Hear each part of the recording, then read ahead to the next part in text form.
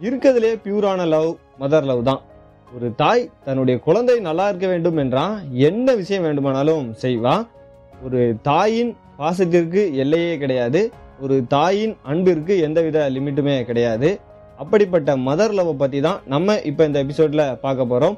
நீங்கள் கேட்டுக்கொண்டிருப்பது power of your self with PA Bala. Every Friday evening 7 o'clock நம்ம பாட்காஸ்ட்டில் புது எபிசோடுகள் ரிலீஸ் ஆகிட்டு இருக்குது. அதை நீங்கள் மிஸ் பண்ணாமல் இருக்கிறதுக்கு நம்ம பாட்காஸ்ட்டை ஃபாலோ பண்ணி எப்போது இணைப்பில் இருங்க. ஆரவ் ஒரு சிறிய கிராமத்தில் தன்னோட அம்மாவோட வசிச்சு வந்துக்கிட்டு இருக்கிறான். அவனோட அம்மா ஒரு டெய்லரிங் வேலை பார்த்துக்கிட்டு இருக்கிறாங்க. வாழ்க்கை அவங்களுக்கு ரொம்ப ஈஸியாக இல்லை. இந்த ஆரவ் சின்ன வயசாக இருக்கும்போது அவனோட அப்பா இறந்துருந்தாங்க. தன்னோட அம்மாவோட அரவணைப்பில் தான் ஆரவ் வளர்ந்து வந்துக்கிட்டு இருக்கிறான். ஆரவோட அம்மா இரவும் பகலுமா அந்த டெய்லரிங் வேலை பார்க்குறாங்க. என்னதான் கஷ்டப்பட்டு அவங்க உழைச்சாங்கனாலும் அவங்களுக்கு வரக்கூடிய அந்த சம்பளம்ங்கிறது அவங்களோட அன்றாட தேவையை தான் பூர்த்தி செய்கிறதுக்கு உதவிகரமாக இருக்குது. அதனால் எக்ஸ்ட்ரா டைம் வேலை செய்கிறாங்க. எதுக்குன்னா தன்னுடைய பையனான ஆரவ் ஒரு நல்ல எஜுகேஷன் கொடுக்கணும், அவனுக்கு ஒரு நல்ல முறையில் ஒரு கல்வியை கொடுக்கணுங்கிறதுக்காக எக்ஸ்ட்ரா டைம் வேலை செஞ்சு அதில் வரக்கூடிய பணத்தை வச்சு தன்னோட பையனுக்கு ஒரு சிறந்த கல்வியை கொடுத்துக்கிட்டு இருக்கிறாங்க. அவங்க என்னதான் கஷ்டப்பட்டு வேலை செஞ்சாலும் அவங்களுக்குள்ளே இருக்கக்கூடிய அந்த சோகம், அவங்களுக்குள்ளே இருக்கக்கூடிய அந்த கஷ்டத்தை எப்போதுமே ஆரவ்கிட்ட காட்டினதே கிடையாது. தினமும் ஆரவ் பள்ளிக்கூடத்துக்கு காலையில் அனுப்பும்போது சிரிச்ச முகத்துடன் தான் அனுப்புவாங்களே தவிர அவங்களுக்குள்ளே இருக்கக்கூடிய அந்த கஷ்டத்தை ஒருபோதுமே ஆரவ்கிட்ட காட்டினதே கிடையாது. ஆனால் இந்த ஆரவுக்கு ஒரு விஷயம் புரிஞ்சுக்கிடவே இல்லை. அவங்க அம்மா எப்பொழுதுமே ஒரு பழைய செருப்பை தான் அணிஞ்சிக்கிட்டு இருந்தாங்க. ரொம்ப தேய்ந்த ஒரு பிஞ்சு போன செருப்பு தான். அந்த அம்மாவோட உள்ளங்கால் அப்படிங்கிறது ரொம்ப வெடிப்புகள் நிறைந்து ரொம்ப கடினமாக இருந்திருக்குது. அவங்களால செருப்பு இல்லாமல் நடக்கவே முடியாது. இருந்தாலும் பழைய பிஞ்ச தேய்ந்து போன செருப்பை தான் அவங்க ரொம்ப நாளாகவே போட்டுக்கிட்டு இருந்தாங்க. அது எப்போதுமே மாற்றவே இல்லை. அவனுக்கு ஒரு 15 வயசு இருக்கும்போது பள்ளிக்கூடத்தில் படிச்சுக்கிட்டு இருக்கும்போது சக மாணவர்கள் போட்டிருக்கக்கூடிய ஷூவை பார்க்குறான். எல்லாமே விலை உயர்ந்த ரொம்ப மாடர்னான ஷூவாக இருக்குது. தான் அணிஞ்சிருக்கக்கூடிய ஷூவை பார்க்குறான், ரொம்ப சிம்பிளாக இருக்குது. இதனால் அவனுக்கு ரொம்ப கஷ்டமாக இருக்குது. அன்னைக்கு சாயங்காலம் தன்னோட அம்மாட்ட போய் கேட்குறான், நமக்கு மட்டும் ஏன் இப்படி கஷ்டமாக இருக்குது, நம்ம ஏன் இன்னும் இந்த நிலைமையிலே இருக்கிறோம், என்னோட ஃப்ரெண்ட்ஸ் போட்டிருக்கிற மாதிரி ஒரு மாடர்னான ரொம்ப அழகான ஒரு ஷூவை ஒன்றால் எனக்காக வாங்கி தர முடியாதா, ஏன் என்னை இப்படியே ஒரு பள்ளிக்கூடத்தில் வச்சிருக்கிற அப்படின்னு சொல்லி அவன் கத்துறான்.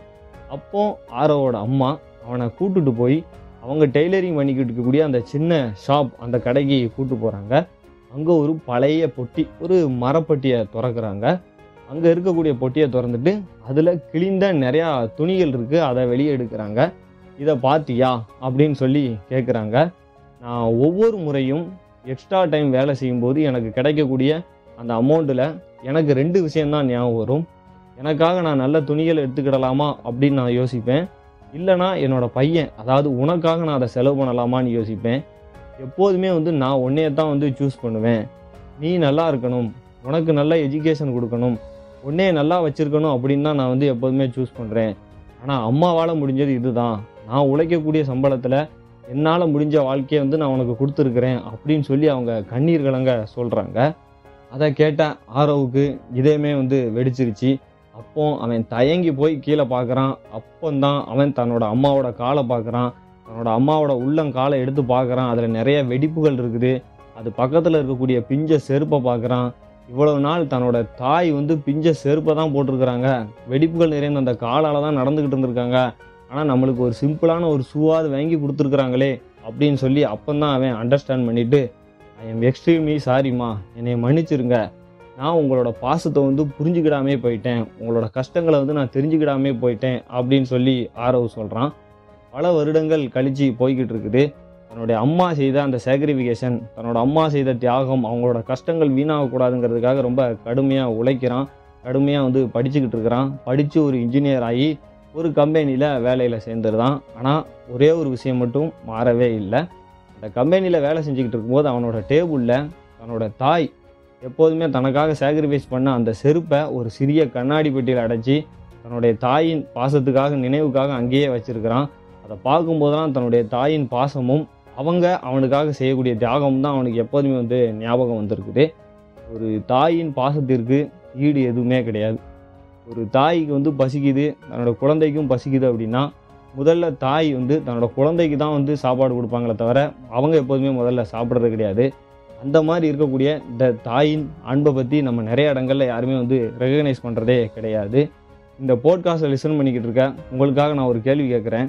நீங்கள் உங்களோட அம்மாவோட அந்த சாக்ரிஃபிகேஷன், அந்த தியாகத்தை வந்து நீங்கள் எப்போ தான் வந்து ரெகக்னைஸ் பண்ணீங்க? நல்லா யோசித்து பாருங்கள். லாஸ்ட் டைம் எப்போ நீங்கள் உங்கள் அம்மாவுக்கு வந்து நன்றி அப்படிங்கக்கூடிய ஒரு வார்த்தை மட்டும் இல்லாமல் ஒரு அன்பையும் சேர்த்து நீங்கள் கொடுத்தீங்க? என்னதான் வந்து அழகாக சமைச்சு கொடுத்துருந்தாலும் அந்த சாப்பாடு சரியில்லை அப்படின்னு தான் நீங்கள் சொல்லியிருப்பீங்க தவிர, என்னைக்காவது நல்லா சமைச்சிருக்கீங்கன்னு சொல்லி என்னைக்காவது நன்றி சொல்லியிருக்கீங்களா? இந்த மதர் லவ், இந்த அம்மாவோட பாசம் அப்படிங்கிறது ரொம்ப சைலண்ட், ரொம்ப அமைதியாக தான் இருக்கும். அதே மாதிரி இன்விசிபிள், வெளியே தெரியவே செய்யாது. ஆனால் இந்த உலகத்திலேயே ரொம்ப ஸ்ட்ராங்கான ஃபோர்ஸ் அப்படின்னு பார்த்தோம்னா இந்த அம்மாவோட பாசம் தான். ஏன்னா ஒரு நாள் தான் உங்களுக்கு தெரியும் அந்த அம்மாவோட பாசம் எப்படி இருந்தது அப்படிங்கிறது. அதனால் நான் உங்களுக்காக ஒரே ஒரு சின்ன சேலஞ்சு தான் வைக்கிறேன். போய் உங்கள் அம்மாவை கட்டி அணைச்சி எந்த அளவுக்கு நீங்கள் உங்கள் அம்மாவை விரும்புகிறீங்க, எந்த அளவுக்கு நீங்கள் வந்து அவங்கள லவ் பண்ணுறீங்க அப்படிங்கிறத சொல்லுங்கள். ஏன்னா ஒரு நாள் நீங்கள் சொல்லணும்னு நினைக்கும் போது அவங்க உங்க கூட இருக்க மாட்டாங்க.